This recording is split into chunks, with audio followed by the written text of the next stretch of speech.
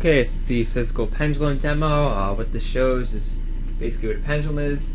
You can show the students how the period of the pendulum depends on the length of the pendulum. You can show this by removing the stopper and moving the bar up to a different notch, putting back on the stopper, and bring it back and just release it. Then you can show them a different circle.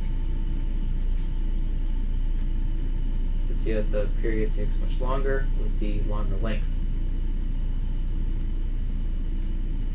One side is a bit heavier than the other.